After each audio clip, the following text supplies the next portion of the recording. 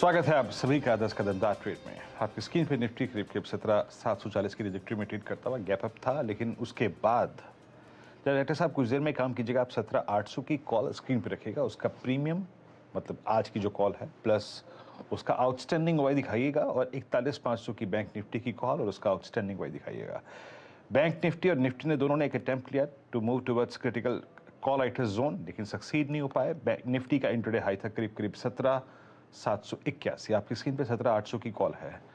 जो इसका outstanding Y है वो करीब समझ लीजिए, आप समझ लीजिए पहुंच गया 1.46 CR, यानी 1.5 करोड़ आउटस्टैंडिंग वाई हो गया इसका। और पिछला क्लोजिंग बेसिस पे इसका आउटस्टैंडिंग वाई था 17,800 की स्ट्राइक का करीब 77 लाख का। तो आप देख सकते हैं कि कॉल राइटर ने एक बड़ा ग्रिप ले लिया है। तो एक थ्रेश होल्ड इस एक्सपायरी डे का क्रिएट हो चुका है, पॉइंट मतलब एक अपर जोन क्रिएट हो चुका है। And same is the case with 41,500 strike. Outstanding open interest जो है वो 62 लाख पहुंच गया है, जो कि मंगलवार को क्लोजिंग बेसिस पे 41,500 की कॉल का था 2667। दोनों स्ट्राइक्स पे गजब कॉल राइटिंग हुई है। तो जिसे कहते हैं एक्सपायरी रेटेड स्विंग अब तभी आएगा जब आप 17,810 की ट्रेजेक्टरी को पार करेंगे, और बैंक निफ्टी में तभी आएगा जब 41,510 की ट्रेजेक्टरी को पार करेंगे। अब एक और चीज़ देख लेते हैं कि लोअर एज क्या है। 41,000 की पुट रखिएगा स्क्रीन पर और 17,700 की पुट भी रखिएगा, उसको भी देखने की कोशिश करते हैं। क्या कॉल राइटर्स अगर 17,800 पे है तो 17,700 पे और 41,000 की पुट पे क्या हो रहा है। इनफैक्ट 41,000 की पुट से ज़्यादा रीजनेबल पुट अगर किसी जज को हमें पुट को जज करना है तो वो है 41,200। यहाँ पे आउटस्टैंडिंग वाई पहुँच गया करीब 92 लाख का। हालांकि ये 17,800 की तुलना में ऑलमोस्ट आधा है, बट स्टिल इट्स मीनिंगफुल। तो अगर 710 तक का कोई डिप आता है तो भी हमें उस डिप को बाय करना चाहिए। अभी कोई जोन नहीं है बाय का। हमारे साथ गौरव बिस्सा इस कार्यक्रम में जुड़ चुके हैं बातचीत करने के लिए। गौरव, गुड मॉर्निंग, कार्यक्रम में स्वागत है। अभी तो इंडिसेस ट्रैप्ड हैं एक छोटी सी रेंज में, निफ्टी करीब 100 पॉइंट की रेंज में और बैंक निफ्टी करीब 300 पॉइंट की रेंज में, 41,200 एंड 41,500। मेटल्स एक मूव दे रहे हैं, कुछ ऑटो स्टॉक्स में मूव है। आप क्या अप्रोच करना चाहेंगे, इंडिसेस की आपकी अप्रोच और two conviction ideas. Good morning Veeru ji. आपने बिल्कुल सही कहा। आप ऑप्शन के स्ट्राइक्स की चर्चा भी करते हैं जहाँ पे काफ़ी अच्छा एक कंसंट्रेशन भी है। जब तक आपको ऑल्सो मनी कॉल ऑप्शंस में थोड़ा पैनिक नहीं दिखेगा कवरिंग करने के लिए, यहाँ पे एक रेंज बाउंड रहेगा। देखिए, एक हमने गैप अप किया है, गैप अप के लेवल्स को सस्टेन करना भी इंपॉर्टेंट है। दूसरा, जो हमारे जो प्रीवियस हाई लेवल्स थे, जैसे अगर आप 17,800 पकड़ लीजिए फ्यूचर्स में, जो हमारे प्रीवियस एक दिन के हाई थे, उसके ऊपर तक आवली क्लोज आया नहीं है और वहीं पर हम लोग थोड़ा स्ट्रगल भी कर रहे हैं। तो वहाँ पर आपको हर्डल मिलेगा। जो मुझे अच्छा लग रहा है वीरू जी वो है बैंक निफ्टी। एक यहाँ पे आप भी एक्सेप्ट करेंगे या एग्री करेंगे कि एक स्ट्रेंथ जो है सेक्टर वाइज अगर देखेंगे तो बैंक निफ्टी जो है सबसे स्ट्रांग लग रहा है, और ट्रैक्शन भी है यहाँ पे, और ब्रेकआउट्स भी आपको देखने मिलेंगे यहाँ पे। करंट लेवल्स पे नहीं, लेकिन हाँ 41,500 अगर आता है फ्यूचर्स, तो मैं समझता हूँ कि यहाँ पे वापस एक बार बाय किया जा सकता है। आपको 200-300 पॉइंट का स्टॉप लॉस दो और 700-800 पॉइंट की अपसाइड आपको देखने मिल सकती है।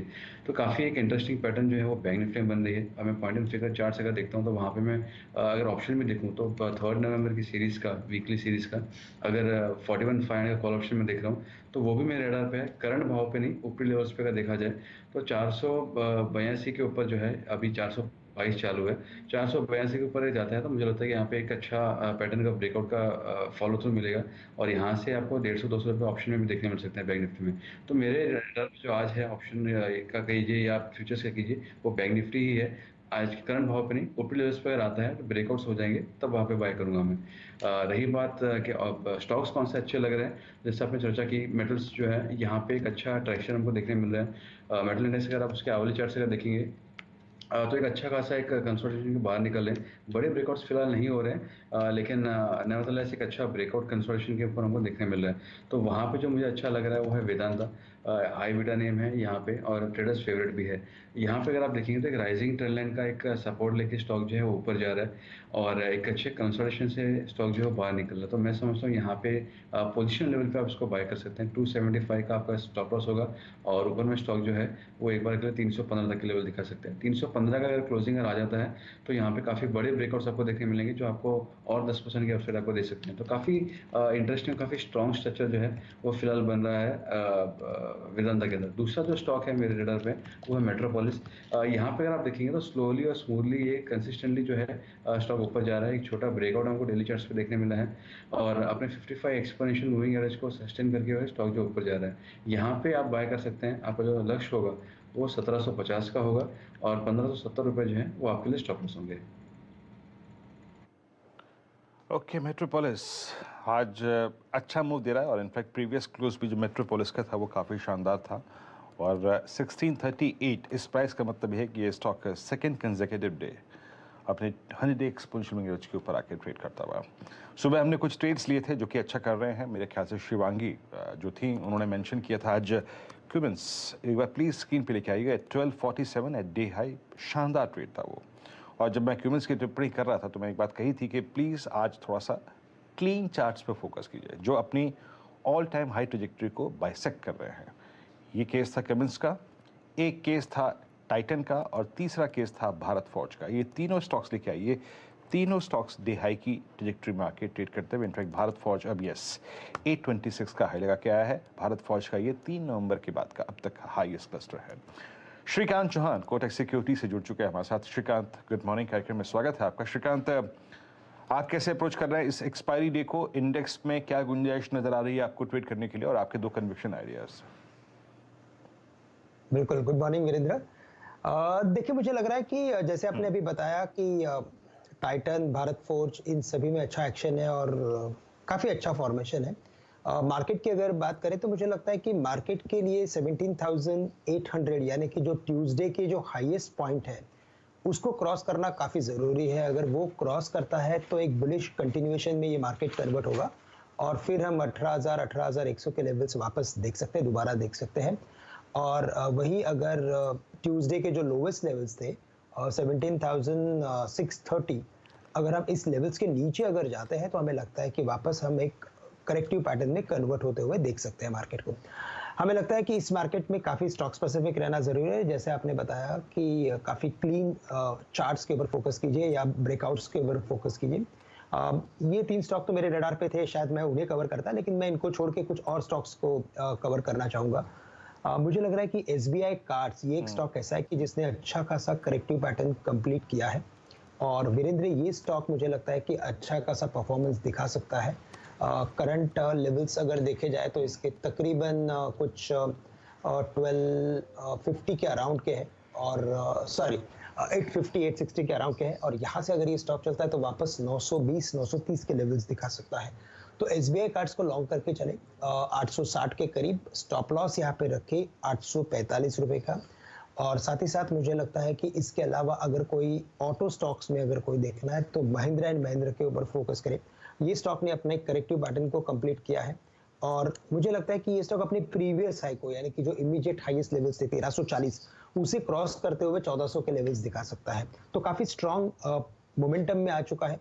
करंट लेवल से महिंद्रा को भी लॉन्ग करके चले, स्टॉप लॉस रखे यहाँ पे 1270 रुपए का। अभी कुछ देर में हम मिहिर जी के साथ चर्चा शुरू करेंगे, लेकिन उससे पहले 2 स्टॉक्स में यहाँ पे और मार्क करना चाहूँगा बतौर ट्रेडर जिन सेक्टर पे स्टॉक्स पे आपका ध्यान होना चाहिए। गौरव, जरा प्लीज़ एक बार निफ्टी मेटल इंडेक्स को देखिए। आई मीन लास्ट टाइम जब ये कोलैप्स हुआ था 4 मई 2022 को, उस वक्त 200 day exponential moving average bisect करने के बाद, मतलब तोड़ने के बाद, वॉलेट करने के बाद एक बड़ा डाउनसाइड खुल गया था और मेरे ख्याल से लगभग उस दिन 1100-1200 पॉइंट का उसके बाद हमने फॉल देखा। लेकिन इस बार देखिए जो फॉल था वो 200 डे एक्सपोनेंशियल मूविंग एवरेज पे जाके अरेस्ट हो गया। आपके पास एक मेटल की कॉल भी है और मैं इसलिए प्रश्न पूछ रहा था। 5964 अभी लेवल है इस लेवल इस इंडेक्स का। ये 6000 के ऊपर कहाँ तक का अपसाइड खुल सकता है? और बतौर ट्रेडर क्या मेटल्स पर फोकस करना चाहिए इस वक्त, क्योंकि निफ्टी मेटल इंडेक्स का एक बहुत स्ट्रॉन्ग रिवर्सल है 2 डे से। देखिए वीरू जी, काफ़ी सही चीज़ आपने कही और इसमें 2 चीज़ें हैं जो मैं इसमें ऐड करना चाहूँगा। यहाँ पे जैसे मैंने आपसे कहा कि एक दायरे में जो है मेटल इंडेक्स को ट्रेड कर रहा था, तो जो 6 अक्टूबर का जो हाई बना था हमने 5970 के आसपास ये ट्रेड कर रहा है। इसके ऊपर अगर क्लोजिंग आ जाती है तो उसके बाद से अगर आप देखेंगे तो इनसाइड बार्स तो नहीं बने, लेकिन एक सीमित दायरे में ये ट्रेड करता आया है 6 अक्टूबर के बाद में।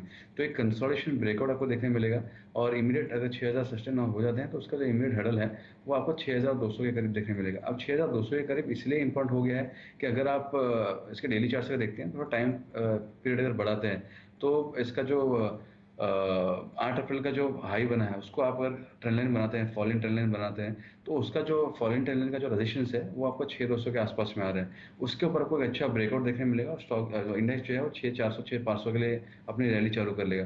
तो यहाँ पे 6000 के ऊपर जो सस्टेन हो गया तो एक इमीडिएट जो टारगेट्स आ रहे हैं वो 6200 के हैं, वो सस्टेन अगर हो गए तो बड़े ब्रेकआउट्स आ जाएंगे। तो यहाँ पे स्ट्रक्चर खराब है वैसा नहीं है, और काफ़ी एक्शन पकड़ रहा है। 200 एक्सपोनेंशियल मूविंग एवरेज के ऊपर रेड कर रहा है, 55 एक्सपोनेंशियल मूविंग एवरेज से बाउंस ले लेके ऊपर जा रहा है। तो यहाँ पे सब कुछ जो है वो बेहतर ही है। और स्टॉक्स पे अगर आप देखेंगे इंडिविजुअल स्टॉक्स, तो वो भी आपको काफ़ी बेहतरीन स्ट्रक्चर बना हुआ देखने मिलेंगे। और सिमिलर स्ट्रक्चर अगर आप देखेंगे तो जेएसडब्ल्यू स्टील का भी ब्रेकआउट ऊपरी लेवल पे है, स्ट्रक्चर अच्छा है, लेकिन मैंने दिया इसके लिए नहीं कि प्रीएम्प्ट करना ब्रेकआउट्स को एट दिस पॉइंट सही नहीं होगा। तो वो हिसाब से नहीं कहा, बट सिमिलर स्ट्रक्चर अगर आप देखेंगे डेली चार्ट्स पे तो जेएसडब्ल्यू स्टील का भी है जो ब्रेकआउट्स आपको ऊपरी लेवल पे देखने मिलेंगे। मेटल्स एक स्ट्रॉन्ग पुल बैक देते हुए 200 एक्सपोनेंशियल मूविंग एवरेज के जोन से। चलिए अब बात करते हैं श्री मिहिर वोहरा के साथ, director and CIO max life insurance की बातचीत करने के लिए। मिहिर जी नमस्कार, कार्यक्रम में स्वागत है। मैं आई थिंक पहले अर्निंग सीजन पे फोकस करता, लेकिन उससे पहले ये जो मार्केट्स ने अक्टूबर में सर किया एग्जैक्टली आप देखें 16,800, हमने प्रीवियस लो को भी नहीं वॉलेट किया और हम इस दौर की हाईएस्ट ट्रैजेक्टरी में ट्रेड कर रहे हैं। Bank Nifty closer to all time high, और यूएस मार्केट ने लोअर लेवल से काफ़ी स्ट्रॉन्ग पुल बैक दिया। डॉलर इंडेक्स में अगर आप देखें कूल ऑफ है, रुपये आज कंफर्ट जोन में है। सर अब हम नवंबर में जिस तरीके से जा रहे हैं, जिस तरीके से नवंबर को अप्रोच कर रहे हैं, ओवरऑल बाजार आपको लग कैसा रहा है? हेल्दी है बाजार, या फिर अभी भी इस यहाँ पे थोड़ा सा आपको डाउटफुल है लग रहा है मार्केट कि हम 18,000 की ट्रैजेक्टरी को रीगेन कर पाएंगे या नहीं कर पाएंगे? ओवरऑल मार्केट का मूड कैसा लग रहा है आपको सर? नमस्कार। दिवाली और सीजन्स की खूब खूब शुभकामनाएं सबको। देखिए मार्केट जो है एक अच्छे फंडामेंटल बेस पे खड़ा हुआ है, और वो फंडामेंटल बेस जो है वो डोमेस्टिक इकोनॉमी का है। अगर डोमेस्टिक पैरामीटर्स देखें तो सारे अच्छे दिख रहे हैं। जो कंजम्पशन की डिमांड है वो रोबस्ट है, थोड़ी अर्बन में ज्यादा रोबस्ट है, रूरल अभी भी इतना स्ट्रांग नहीं दिख रहा। बट होप यही है कि as as we progress rural demand भी वापस आएगी, जब जब ये नया फसल वगैरह की सीजन आएगी। तो जो डोमेस्टिक कंजम्पशन है वो तो रोबस्ट है ही। हम देख रहे हैं कि जो सर्विसेज इंडस्ट्रीज हैं उसमें भी काफी रोबस्टनेस है। होटल्स देखे, शॉपिंग देखे, रिटेलिंग, मल्टीप्लेक्स, ये सब में काफी अच्छी एक्टिविटी दिख रही है। और वैसे ही हमने कार बुकिंग्स के नंबर भी देखे हैं, तो लग रहा है कि जो लोकल कंज्यूमर है वो स्पेंड करना चाहता है, क्योंकि लास्ट 2 साल से स्पेंडिंग कम करी थी। तो ये एक कंजम्पशन की बात होगी। दूसरा जो स्ट्रेंथ हमें दूसरी जो स्ट्रेंथ दिख रही है वो जो प्राइवेट सेक्टर सेंटीमेंट है इन्वेस्टमेंट के लिए, वो काफी पॉजिटिव होती जा रही है। एक तो ये है कि कैपेसिटी यूटिलाइजेशन बढ़ती रहेगी, क्योंकि लास्ट 2 साल में कैपेसिटीज कम आई थी, तो जैसे डिमांड बढ़ती है तो यूटिलाइजेशन बढ़ती है, और कंपनीज की जो मार्जिन से प्रॉफिटेबिलिटी बेटर होती है। सेकंड, जो गवर्नमेंट ने बहुत ही अच्छी तरह से लास्ट 3 साल में जो मेजर्स लिए हैं लोकल मैन्युफैक्चरिंग के लिए, आत्मनिर्भरता के लिए, इलेक्ट्रॉनिक्स, केमिकल, फार्मास्यूटिकल्स, लगता है टेक्सटाइल्स वगैरह में भी अच्छी प्रोडक्शन लिंक इंसेंटिव स्कीम्स आएंगी, रिन्यूएबल्स में है, सेमीकंडक्टर्स की भी बड़ी बात हो रही है। तो इससे काफी जो है इन्वेस्टमेंट प्राइवेट सेक्टर का जो है उसमें एक्टिविटी दिखने की काफी गुंजाइश है। और थर्ड इज गवर्नमेंट स्पेंडिंग जो थी वो तो वैसे ही चल रही है। रोड्स इंफ्रास्ट्रक्चर में जो स्पेंडिंग चल रही थी वो भी अच्छी तरह से चल रही है। तो लोकल माहौल है वो काफी डिसेंट है। उसमें जो हम विपरीत कारण देखें तो सारे ग्लोबल हैं। इन्फ्लेशन की जो स्केयर चल रही है, जो जिस तरह से federal reserve, European central bank tightening की बात कर रहे हैं, तो उसकी वजह से ग्लोबल लिक्विडिटी जो बहुत ही अच्छी बहुत ही लूज और इजी लिक्विडिटी थी लास्ट 3 साल से, वो कम होती जा रही है। तो ग्लोबल हेडविंड्स हैं, लोकल सिचुएशन बेटर है। तो मुझे लगता है कि रिलेटिवली स्पीकिंग जो इंडियन मार्केट्स हैं वो ग्लोबल कैपिटल अट्रैक्ट करते ही रहेगा as long as we demonstrate growth. और आपने अभी भी जो रिजल्ट सीजन की बात करी, उसका भी अच्छा बेस बन रहा है। आईटी के रिजल्ट्स मोरलेस अच्छे थे, बैंकिंग सेक्टर के रिजल्ट्स अच्छे आए हैं। तो उस तरह से लग रहा है कि धीरे धीरे करके फंडामेंटल का बेस बन रहा है। वाकई इनफैक्ट मेरे में आ ही रहा था कि भाई अगर आपने हालांकि एक शब्द को जिसको काफी तवज्जो दी वो है लोकल, ठीक है, मैं इसी पे फोकस करता हूँ और पहला मैं जो स्पेस यहाँ पे पिक करना चाहूँगा दैट्स बैंक्स। वाकई अगर आप देखिए बैंक्स में नंबर सर अब तक जो आए बहुत अच्छे आए और इस बार एक अच्छी चीज़ नज़र आ रही है कि पीएसयू बैंक्स और वहाँ पे इम्प्रूव होते हुए क्वार्टरली अगर आप देखिए जो ग्रेजुअली नंबर्स इंप्रूव हो रहे हैं, बाजार उस पर फोकस कर रहा है, उसको एडमायर भी कर रहा है। आप पीएसयू बैंक इंडेक्स को देखिए, मैंने लगभग साल 2 साल के हाईएस्ट क्लस्टर पे आके ट्रेड करता हुआ। बैंक्स पे कितना कॉन्फिडेंस है आपका सर? और बीते 2 महीने में इट वाज बैंक निफ्टी जिसने लीड किया इस पूरे पुल बैक को। क्या लीडरशिप बैंक्स ही रखेंगे और इस बार ब्लेंडेड अप्रोच रखिए, ज़्यादा झुकाव ना प्राइवेट पे रखिए ना पीएसयू पे, ब्लेंडेड अप्रोच रखिए, दोनों पे ही फोकस कीजिए? बिल्कुल, देखिए बैंक्स में ये जो क्वार्टर था और मे बी नेक्स्ट क्वार्टर वो एक गोल्डीलॉक्स काइंड ऑफ क्वार्टर है जहां पे एनपीएस के कोई इश्यू नहीं है क्योंकि लास्ट 2-3 साल से काफी प्रोवाइड कर चुके हैं और नए जो एनपीएस नई साइकिल में आते हैं वो भी टाइम लगेंगे। सेकंड इज जिस तरह से आरबीआई ने रेट्स को हाइक किया है और काफी सारी जो लोन्स होती है एसेट्स होते हैं वो आरबीआई रेट से लिंक्ड होते हैं तो उनकी रिप्राइसिंग जल्दी हो रही है। तो जो बैंक्स का एसेट बुक है, जो लोन्स है, उनके उनके ब्याज दर बढ़ रहे हैं और जो उनकी लायबिलिटीज है जो बैंक्स को पे करना पड़ता है डिपॉजिट्स का, उनके ब्याज दर कम कम फास्ट ग्रो कर रहे हैं, कम कम गति से बढ़ रहे हैं। 2-3 क्वार्टर के बाद दोनों कैचअप हो जाएंगे बट यही क्वार्टर और नेक्स्ट क्वार्टर जो है उसमें हमें दिख रहा है कि जो एसेट प्राइसिंग जल्दी हो रही है, लायबिलिटी प्राइसिंग थोड़ी लैग से हो रही है, तो उसकी वजह से हमने मार्जिन इंप्रूवमेंट देखी है, उसकी वजह से हमने overall operating parameters cost to income ratio में बेटर देखे हैं और एनपीएस का एज ऑफ नाउ इश्यू नहीं है। तो ये एक आइडियल कंडीशन है बैंक के लिए नेक्स्ट 1-2 क्वार्टर के लिए। ग्रेजुअली अगर टाइटनेस रही, लिक्विडिटी सिस्टम में टाइट रहेगी तो ऑफ कोर्स मार्जिन्स वापस नॉर्मलाइज होंगे बट 1-2 क्वार्टर के लिए तो अच्छा दिख रहा है। एंड जब हमने देखा है कि जब भी क्रेडिट ग्रोथ आती है सिस्टम में तो बैंक्स का जो प्राइसिंग पावर है वो बरकरार रहता है, मार्जिन्स बरकरार रहते हैं। तो हमें दिख रहा है कि आफ्टर लॉन्ग टाइम 15-17% की जो क्रेडिट ग्रोथ आ रही है उसकी वजह से भी बैंक्स को काफी फायदा हो रहा है। स्ट्रक्चरली आपने जो पूछा public sector versus private banks, public sector banks valuation में हमेशा सस्ते लगते हैं, चीप लगते हैं, प्राइवेट सेक्टर हमेशा थोड़ा प्रीमियम पे ट्रेड करते हैं। बट अगर buy and hold long term के लिए करना है तो I would still prefer private sector banks. Public sector banks जो रिलेटिव वैल्यूएशन का प्ले है उसमें हम टैक्टिकली प्ले करते हैं। बैंक्स पे आप देखिए मिहिर जी आपका व्यू हमने सुना। अच्छा, मैं अभी कुछ देर पहले आपका व्यू एक चलते चलते आपने ऑटो शब्द का इस्तेमाल किया सर। ऑटो में बाजार बहुत सिलेक्टिव रहा है, वो इंडिविजुअल कंपनियां जहां पे जो जिनके प्रोडक्ट लॉन्चेस काफ़ी स्ट्रॉन्ग थे, बाजार ने हाथों हाथ लिया उनको। Just putting instance of TVS motor in two wheeler space, M&M in passenger vehicle segment. ये कॉमर्शियल व्हीकल सेगमेंट में आपका कन्विक्शन कितना बढ़ रहा है जब आपका capital goods all time high trajectory पर आके ट्रेड कर रहे हैं, आप क्रेडिट ऑफटेक काफ़ी स्ट्रॉन्ग दिख रहे हैं, तो ऐसे में कॉमर्शियल व्हीकल सेगमेंट को लेकर आगे डाउन द लाइन साल 1.5 साल के लिए आपकी अप्रोच क्या रहेगी? देखिए कमर्शियल व्हीकल्स इकोनॉमी को लिंक्ड होते हैं और हमारा जो एक्सपेक्टेशन है कि डोमेस्टिक इकोनॉमी अच्छा करेगी तो मेरे ख्याल से कमर्शियल व्हीकल सेगमेंट भी अच्छा करना चाहिए। थोड़े वैल्यूएशंस प्रीमियम पे होते हैं हमेशा but that's because of other factors. But in general मुझे लगता है कि जो साइक्लिकल डिमांड है कमर्शियल व्हीकल की, चाहे वो न्यू व्हीकल्स हो चाहे वो यूज्ड व्हीकल्स हो, उसमें स्ट्रक्चरली नेक्स्ट 1-2 साल अच्छे रहने चाहिए। ओके, तो स्ट्रक्चरली अगर आप देखिए जो नेक्स्ट 1-2 साल है इस स्पेस के लिए स्ट्रॉन्ग रहेंगे। मैं असल में कॉमर्शियल व्हीकल सेगमेंट के बारे में इसलिए पूछ रहा था क्योंकि हमने एक बहुत अच्छा मूव याद रखिएगा टू व्हीलर स्पेस में टीवीएस में देखा, बहुत अच्छा मूव अगर आप देखें एम&एम में देखा, मारुति में देखा, कॉमर्शियल व्हीकल सेगमेंट पे थोड़ा सा मैं यहाँ बात करता हुआ। अच्छा मिहिर जी, आपने ज़्यादा फोकस किया लोकल पे बट स्टिल एक एक्स्ट्रा सेक्टर जिसने आई थिंक जिसका ग्लोबल अगर आप देखें डिमांड पे काफ़ी प्रभाव पड़ता है और वो है केमिकल्स एंड स्पेशली चाइना +1। इस अप्रोच के तहत केमिकल को बड़ा बेनिफिट मिला भी और अभी भी अर्निंग्स बहुत strong, stock all time high trajectory में ट्रेड कर रहे हैं, putting instance of SRF, Tata chemical at all time high. इस स्पेस में लोग कमिटेड हैं। अभी आज भी प्रश्न आते हैं तो हाँ, टाटा केमिकल हमारे पास है, हमारे पास एसआरएफ है, यहाँ पर कमिटेड रहना चाहिए या फिर प्रॉफिट्स को, अच्छे प्रॉफिट्स को जो आपने CY 20 या 21 में बनाए या फिर 22 में अब तक बनाए, कैश में कन्वर्ट करने का ये वक्त है? देखिए केमिकल जो स्पेस है चाइना +1 का फायदा तो हुआ ही है और वो हमने लास्ट 3 साल में देखा है। प्लस जिस तरह से कोविड के टाइम पे फार्मास्यूटिकल्स की डिमांड आई थी तो उसमें भी काफी सारे एपीआईज की डिमांड बढ़ी थी और काफी हमारी जो छोटी कंपनीज हैं वो एपीआई लिंक भी होती हैं केमिकल्स कंपनी की। तो उस तरह से एक जो टेलविंड मिला था 2-3 साल में, वो बहुत ही अच्छा था। अब हम सडनली ये देख रहे हैं ये साल 2022 में कि जो रशिया यूक्रेन की सिचुएशन आई है, तो यूरोप में जिस तरह से एनर्जी प्राइसेस बढ़े हैं और गैस की सप्लाई का प्रॉब्लम आई थिंक एक स्ट्रक्चरल हो चुका है, तो अब यूरोप वाला जो प्रोडक्शन है वो भी कहीं और जाने की कोशिश कर रहा है। हमने यूरोपियन जो BASF कंपनी है, उसने प्लान्स अनाउंस किए कि यूरोप में वो कम करेंगे एक्टिविटीज और ग्लोबल एक्टिविटीज बढ़ाएंगे। तो इस तरह से Europe outside Europe plus one का भी एक थीम बन रहा है।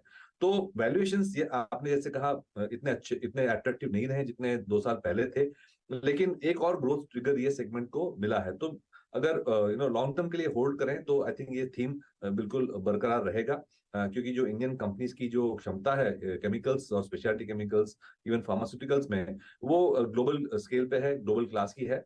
तो ये जो नई नई प्रोडक्ट्स आएंगे, जिस तरह से यूरोप से प्रोडक्शन मूव आउट करेगा, तो उसका फायदा इंडिया को होने का अच्छा चांस है। हाँ, ओके।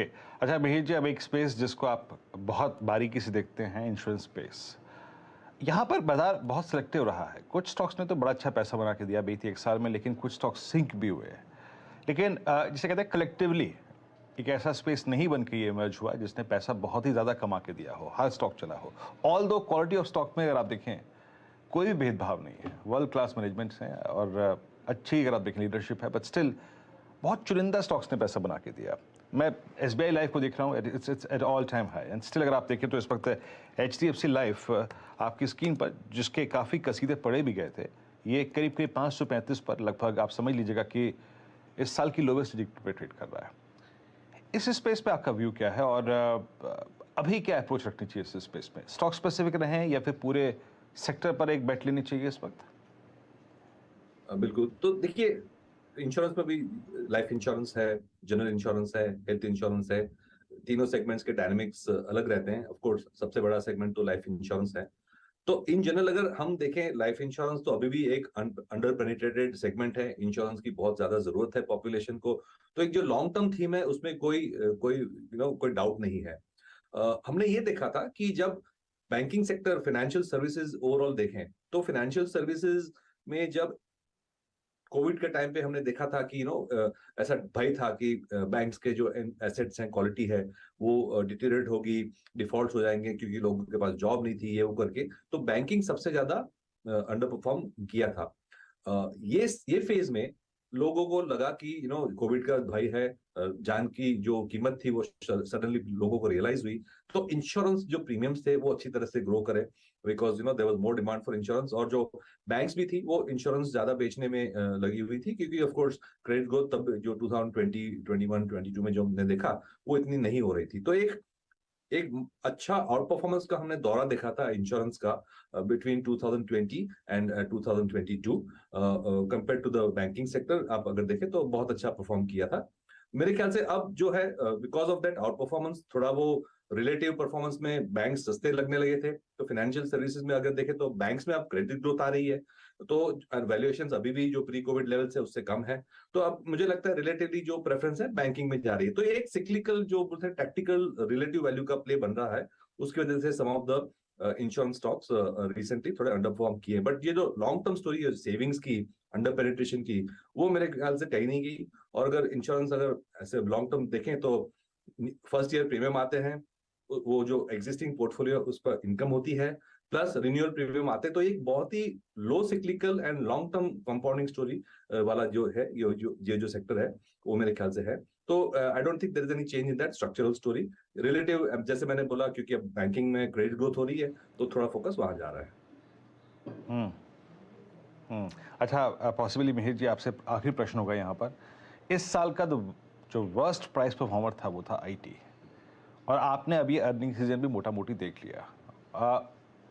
आप क्या कॉल लेते हैं इस वक्त IT में? ये एक वक्त है कॉन्ट्रा कॉल लेने का, या फिर अभी भी आप आश्वस्त नहीं हैं, स्पेशली US में जिस प्रकार की IT सर्विसेज और IT प्रोडक्ट बनाने वाली कंपनियों की अर्निंग्स रही हैं या फिर आने के अंदेशा है, उसको देखते हुए?